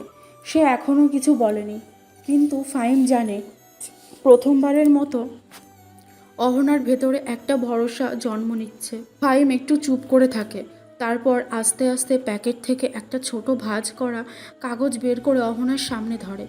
এটা তোমার ডায়েরির মধ্যে ছিল, খুব গোপনে লুকানো, কিন্তু বারবার দেখে বোঝা যায় এটা শুধু একটা ছবি না। অহনা ধীরে ধীরে তাকিয়ে দেখে ছবিটা ফাহিমের, বহু পুরনো, সেই ছেলেবেলাকার বোকা হাসি মুখের একটা ছোট্ট বেকার সাইজের ছবি। একটু ভাঁজ পড়েছে, কিন্তু তার যত্নে রাখা স্পষ্ট। তুমি এখন এটা রাখো অহনা, এমনকি তোমার সব কিছু পুড়িয়ে দিতে চাইলেও এইটুকু টুকরো নিজের কাছে রেখে দিয়েছো। জানো কেন? কারণ তুমি আমাকেও ভাঙতে পারো না। অহনা মুখ ঢেকে ফেলে, ওর ঠোঁট কাঁপে, চোখের জলের বন্যা। এতদিন ধরে যা লুকিয়ে রেখেছিল, আজ আর সেটা লুকিয়ে রাখা সম্ভব না। ফাহিম ধীরে ধীরে এসে ওর কাঁধে হাত রাখে। তুমি আমাকে ভালোবাসো অহনা, আমি জানি। তুমি যতই পালাতে চাও, তোমার চোখ, তোমার এই ছবিটাই প্রমাণ তুমি আমায় ভালোবাসো, আর আমিও তোমাকে, তোমার সব কিছু নিয়ে। অহনা ফাহিমের বুকে মাথা রাখে, কান্না থামে না, কিন্তু এবার তার শুধুই ভাঙনের নয়, ভেতরে কোথাও একটা আরাম। একটা নিরাপত্তার জন্ম নিতে থাকে। ভালোবাসা ওর মধ্যে ছিলই। আজ তা ভেসে উঠল, খুব নিঃশব্দে কিন্তু নিঃসন্দেহে। অহনার কণ্ঠ ভার হয়ে আসে, চোখের পানি মুছেও যেন থামে না। ফাইমের বুকের ওপর মাথা রেখে সে এক মুহূর্ত চুপ করে থাকে না। তারপর ভাঙা স্বরে বলে ওঠে, আমার মা যখন মারা যান তখন তখন আমি মাত্র 6 বছর। আমার বাবা দ্বিতীয় বিয়ে করলেন ঠিক 1 বছর পর। আমার সৎমা প্রথম দিকে হাসতেন, মিষ্টি কথা বলতেন, কিন্তু ধীরে ধীরে বদলে গেলেন। চিৎকার, অপমান, ছোট ছোট বিষ-খোঁটা সব সহ্য করতাম। বাবার কাছে গিয়ে বলতাম, কিন্তু উনি বলতেন সব বাড়ির মাই এমন করে, আমি ভুল বুঝি। তুমি বলতে থাকো। কিন্তু আমার কষ্টের শুরু তখনও হয়নি ফাহিম। আমার সৎমার ছোট ভাই আমার চেয়ে বড়, প্রায় আমাদের বাড়িতে আসতো। ও আমাকে ছুতে শুরু করে অন্যভাবে, যেভাবে কেউ ছোট একটা মেয়েকে ছোঁয়ার কথা নয়। প্রথমে আমি বুঝিনি, কেবল ঘিন ঘিন লাগতো। পরে বুঝলাম সেটা কি। আমি একদিন সাহস করে আমার সৎমাকে বলি, ভেবেছিলাম মা হিসেবে তিনি রক্ষা করবেন, কিন্তু উনি চুপ করিয়ে দিলেন। বললেন কাউকে কিছু বললে আমাকে দোষী করবে সবাই, আর যদি বাবাকে বলি তাহলে ওর ভাই আমায় মেরে ফেলবে, আমার বাবাকেও। আমি তখন চুপ হয়ে গেলাম। ফাইম নিশ্চুপ। ওর ভাষা আজ হারিয়ে গেছে। 4 বছর ধরে চলছিল এই নরক। সেদিন একা ছিলাম, ও আরও একজন বন্ধু নিয়ে এলো। ওরা চেয়েছিল আমাকে আরেকবার। আমি কোনো মতে পালিয়ে এলাম। সেই রাতে ট্রেন, বাস, যতদূর পারি পালিয়ে এলাম। কোনো গন্তব্য ছিল না, শুধু জানতাম আমি বাঁচতে চাই। এরপর এলাম এখানে, নাবিলার কাছে, কারণ জানতাম শুধু ওর বাড়িতে একটু নিরাপদে থাকতে পারবো। আমি আছি। তুমি যখন আমাকে ভালোবাসা দিলে, আমি কাঁপতে কাঁপতে ভাবছিলাম তুমিও যদি একদিন জানতে তখন ঘৃণা করতে না। কিন্তু তুমি আমায় ধরে রাখলে। এই প্রথম কেউ আমার দুঃস্বপ্নের মাঝেও আলো নিয়ে দাঁড়ালো পাশে। অহনার কণ্ঠ রুদ্ধ হয়ে আসে। সে ফাইমের দিকে তাকায়, চোখ জলে ভেজা, কিন্তু এবার সে কাঁপে না, কারণ সে জানে প্রথমবারের মতো সে আর একা নয়। অহনার সব কথা শুনে ফাইম এক মুহূর্তও চোখ নামায়নি। তার চোখে জল, কিন্তু কণ্ঠ শান্ত। সে ধীরে ধীরে এগিয়ে এসে ওর সামনে দাঁড়ালো। তুমি যা বলেছ তা ভয়ঙ্কর, কিন্তু তুমি সেই ভয়কে পেছনে ফেলে আজ এখানে দাঁড়িয়ে আছো, এটাই তোমার সাহস। কিন্তু আমি ভেঙে গেছি ফাহিম, আমি পুরোটাই নষ্ট হয়ে গেছি। আমি চাই না তুমি আমার মতো কাউকে ভালোবাসো। নষ্ট? তুমি না জানো ভালোবাসা কোনো একটিমাত্র রং নয়? তোমার প্রতিটি ফাটা দাগ, প্রতিটি চোখের জল, সবই তোমার সৌন্দর্যের অংশ। অহনার গলা কেঁপে ওঠে, সে মুখ ফিরিয়ে ফেলে। তুমি যদি হেঁটে না পারো আমি তোমাকে বয়ে নিয়ে যাব। তুমি যদি বিশ্বাস হারাও আমি হব তোমার সেই বিশ্বাস। ফাহিম দুহাত বাড়িয়ে ওকে নিজের বুকের ভেতর টেনে নিল। অহনা আর নিজেকে ধরে রাখতে পারল না, কেঁদে উঠল বুক ভেঙে। আমি এতদিন ভেবেছি কেউ আমাকে সত্যিই বুঝবে না, কেউ আমার এই দাগের পাশে দাঁড়াবে না। আমি তোমার পাশে আছি অহনা, চিরদিন থাকবো। এবার থেকে কষ্ট একা তোমার না, আমাদের দুজনের। ওদের চারপাশে রাতটা নিঃশব্দ ছিল, কিন্তু সেই নিঃশব্দতা এবার আর ভয় নিয়ে আসেনি। এবার তা ছিল বোঝাপড়া, ছিল গভীর ভালোবাসা। কান্না আর ভালোবাসা একে অপরকে মুছে দিচ্ছিল। অহনা আর ফাহিম দুজন দুই প্রান্ত থেকে ভাঙা, কিন্তু ধীরে ধীরে এক অবিনাশী বন্ধনে বাধা পড়ছে। ফাহিম যখন অহনার মুখ থেকে ওর যন্ত্রণার সত্যগুলো শুনল, তার ভেতরে এক অদ্ভুত ধাক্কা লাগলো। ভয়, ক্ষোভ, লজ্জা সব মিলে এক গহ্বর তৈরি করছিল। কিন্তু তার হৃদয়ের কেন্দ্রটা কেবল একটা জিনিসেই থেমে রইল, ভালোবাসা। সে বুঝতে পারল অহনার অতীত ওর ভালোবাসার জন্য কোনো বাধা নয়, বরং সে ভালোবাসাকে আরও পবিত্র করে তোলে। অহনার জন্য এই প্রকাশটা সহজ ছিল না। এত বছর ধরে বুকের ভেতর পাথরের মতো জমে থাকা ভয়গুলো আজ ছিঁড়ে বেরিয়ে এলো। ও ভেবেছিল ফাহিম হয়তো দূরে সরে যাবে, হয়তো চোখে ঘৃণা আসবে, কিন্তু ওর ভেতরের ভাঙন দেখে যে চোখ দুটো আরও কোমল হয়ে উঠল। সেখানে যে একটা শান্ত নির্ভরতা জমল, সেটা ওকে স্তব্ধ করে দিল। সেই মুহূর্তে অহনার কাছে সব চুপচাপ হয়ে গিয়েছিল। কেবল ফাহিমের শব্দ ও নিঃশ্বাস, বুকের মধ্যে শোনা স্পন্দনটাই সত্যি মনে হচ্ছিল। ও ভাবছিল পৃথিবীর এত শোরগোল, এত প্রতারণার মাঝেও সত্যিই কি এমন কেউ থাকে যে পুরোটাকে জেনে শুনেও ভালোবেসে যেতে পারে? ফাহিম জানতো সে আজ এক কঠিন দায়িত্ব নিয়েছে। অহনার অতীত মুছে ফেলতে সে পারবে না। কিন্তু ওর বর্তমান আর ভবিষ্যৎ গড়ে তোলার শক্তি ওর নিজের হাতেই। সে ঠিক করলো অহনার প্রতিটি কান্নার পাশে সে থাকবেই। একটাও দিন এমন থাকবে না যেদিন অহনা মনে করবে সে একা। এই ভালোবাসা এখন আর শুধু প্রেম না, এটা লড়াই।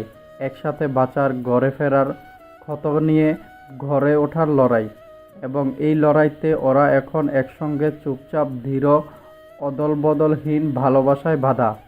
ফাহিম আর অহনার সম্পর্কটা ছিল সাধারণ ভালোবাসার চেয়ে অনেক গভীর, অনেক জটিল। ওরা শুধু দুজন মানুষের মিলন নয়, বরং দুই ভাঙা মন ও আত্মার মিলন, যেখানে বোঝাপড়া, ধৈর্য এবং একে অপরের ওপর অগাধ বিশ্বাস ছিল মূল ভিত্তি। ফাহিম ছিল ধৈর্যশীল ও যত্নশীল। সে জানতো অহনার অতীত এক গভীর ঘা, যা একদিনে সারানো সম্ভব নয়। তাই সে ওর কাছে কখনো চাপ সৃষ্টি করেনি, বরং ধীরে ধীরে ওর মন খুলে দেওয়ার অপেক্ষা করেছে। ফাহিম বুঝতে পেরেছিল ভালোবাসা মানে শুধু অনুভূতির মেলবন্ধন নয়, বরং একে অপরের বেদনার ভাগিদার হওয়া। সে অহনার মন খুলে বলার জন্য সবসময় প্রস্তুত থাকত, যেন ওর পাশে একটি নিরাপদ আশ্রয় হয়ে থাকে।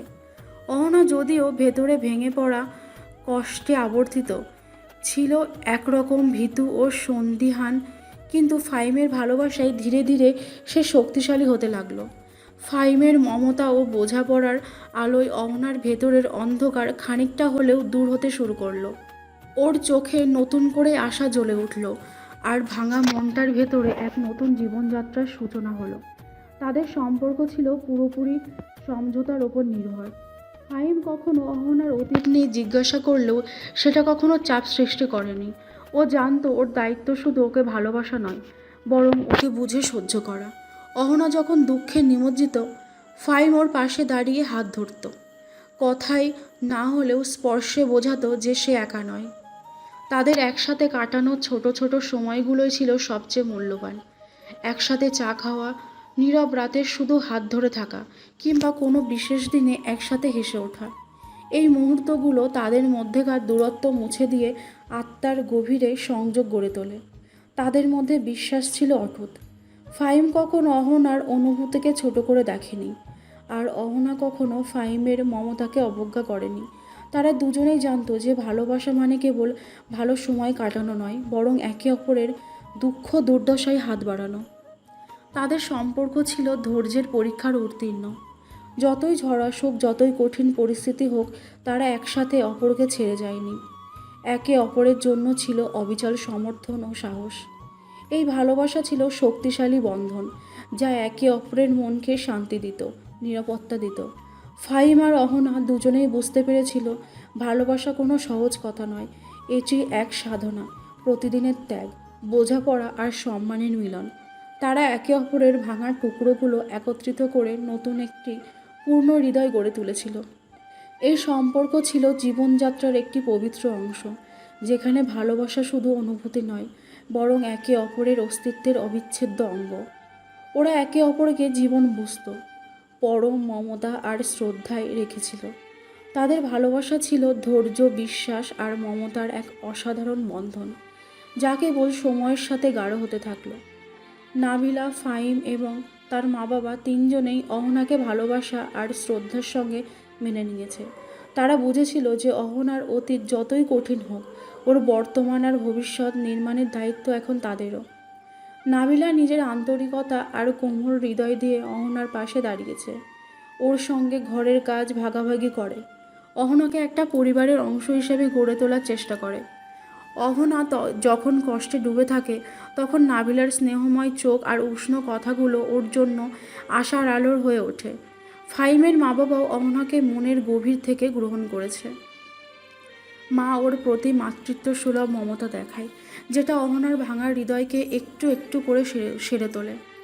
বাবাও অহনাকে নিজের মেয়ে ভাবতে শিখেছে, ওর পাশে থাকার প্রতিজ্ঞা ব্যক্ত করে। এই সবাই মিলে অহনার জন্য একটা নিরাপদ আশ্রয় তৈরি করেছে, যেখানে সে নিজেকে ভুলে যেতে পারে, নিজের কষ্টগুলো কমাতে পারে। তাদের ভালোবাসা ও সমর্থন অহনার জীবনে নতুন করে জীবনের রং যোগায়। এই সম্পর্কের মধ্য দিয়ে অহনা বুঝতে পারে সঠিক মানুষ এবং সঠিক পরিবারের সঙ্গে থাকলে যে কোনো দুঃখ যন্ত্রণা কাটিয়ে ওঠা সম্ভব এবং সে একদিন পুরোদমে সেই পরিবারের অংশ হয়ে উঠবে একটি সম্পূর্ণ সুখী জীবনের জন্য। ফাহিম একদিন হঠাৎ কিছু না বলে গাড়ির চাবি নিয়ে বেরিয়ে গেল। অহনা একাকী দাঁড়িয়ে দেখছিল গাড়ি চলে যেতে। মনে এক অদ্ভুত সংখ্যা জমে উঠল, যেন কোনো অদৃশ্য চাপ তার হৃদয়কে ঘিরে ধরেছে।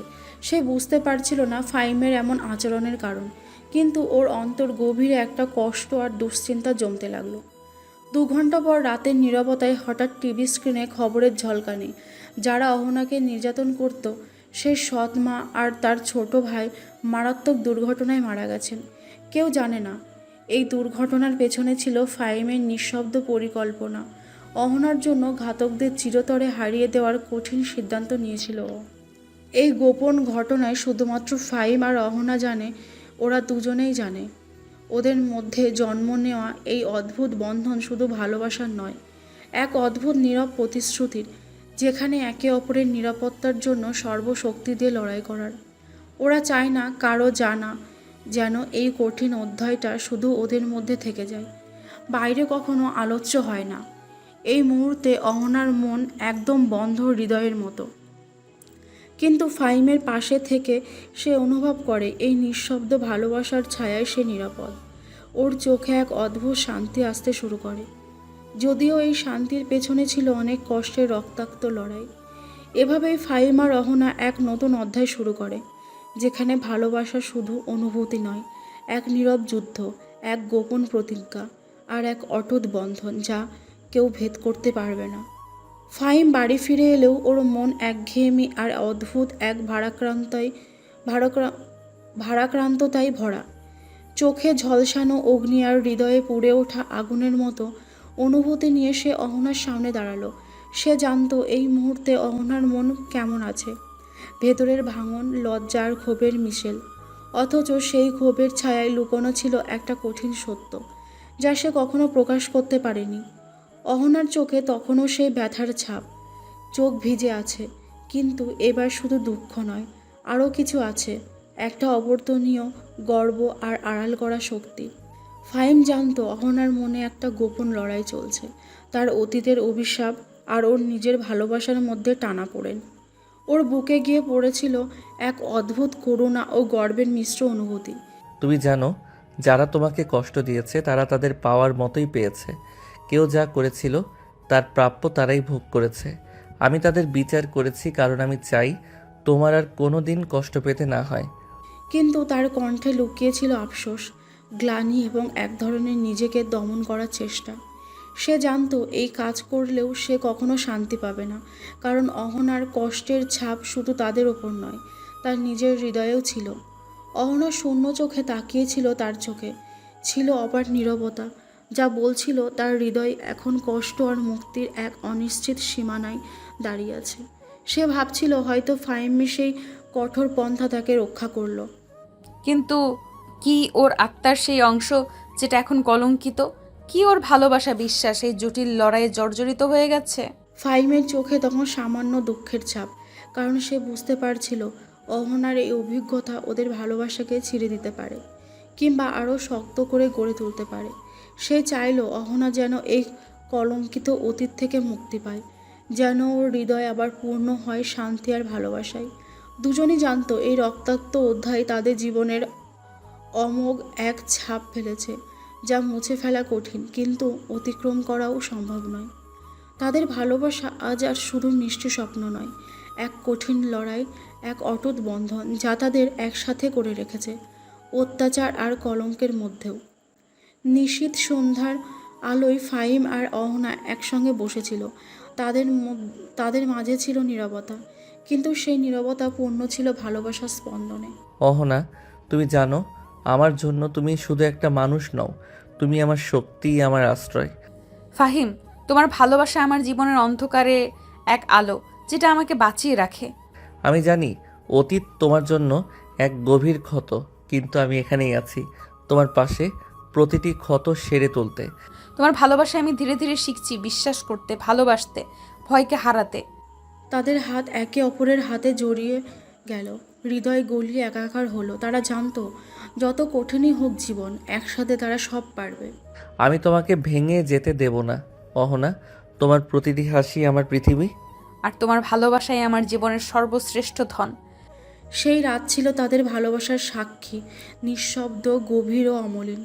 5 বছর কেটে গেছে, আজ সেই বিশেষ দিন, যেদিন ফাহিম আর অহনা একসাথে জীবনের নতুন অধ্যায় শুরু করতে যাচ্ছে। সকাল থেকে চারপাশ ছিল আনন্দ আর উৎসবের মেজাজে ভরা। গানের সুরে, ফুলের গন্ধে, মনের গভীর থেকে উঠে আসা ভালোবাসার জোয়ার যেন প্রতিটি কোণে ছড়িয়ে পড়ছিল। ফাহিমের চোখে আজ এক অন্য রকম তৃপ্তি।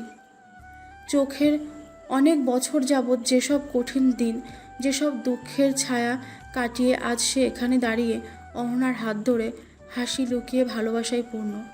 অহনা যিনি অনেক যন্ত্রণা সয়েছেন, আজ সে যেন আরও সুন্দর, আরও উজ্জ্বল।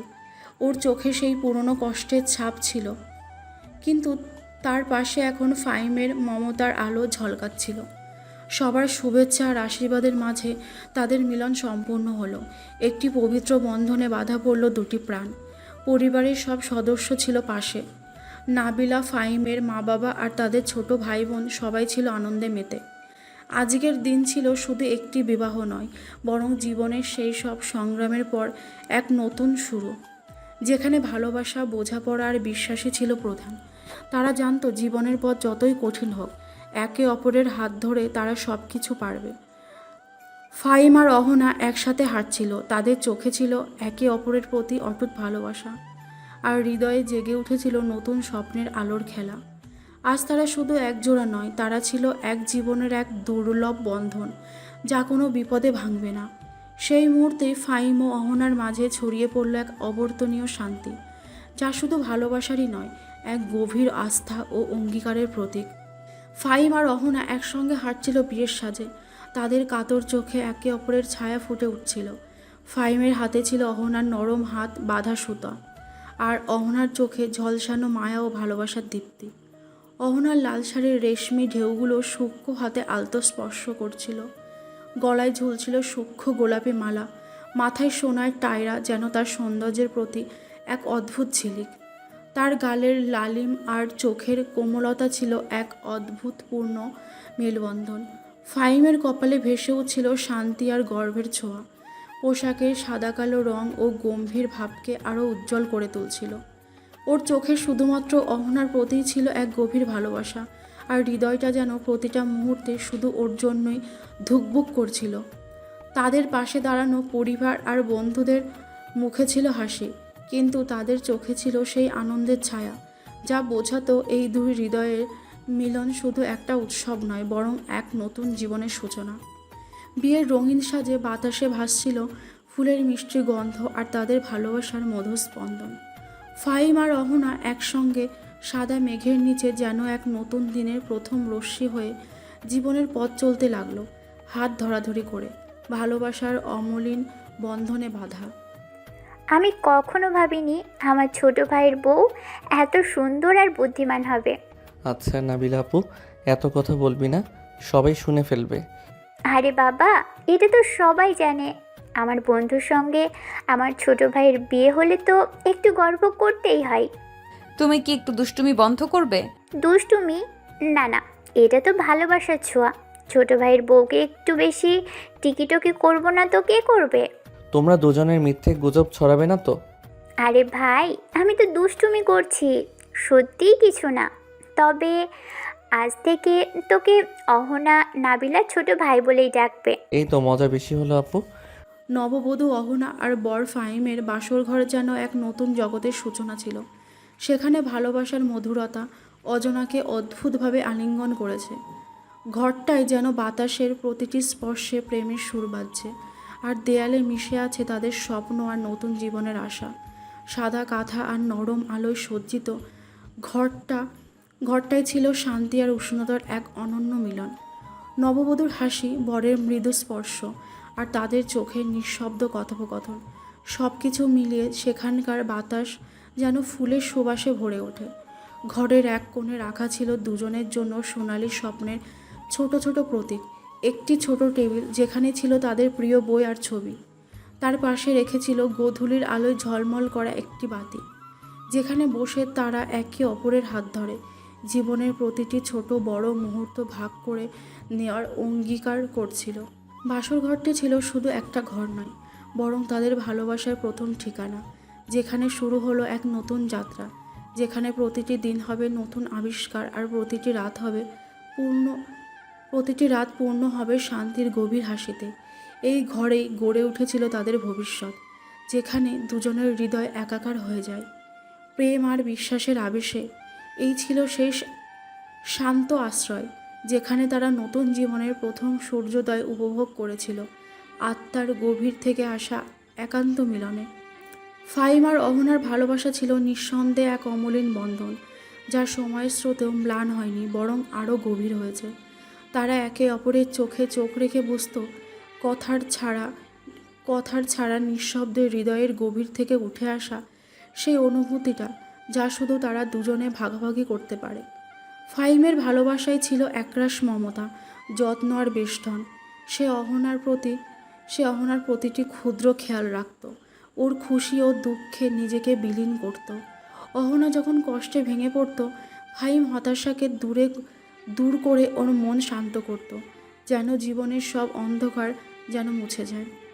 অহনাও ছিল সে ভালোবাসার ঘ্রাণে সিক্ত, যার প্রতিফলন ও চোখের কোমলতা আর স্পর্শের নরমতায় প্রকাশ পেত।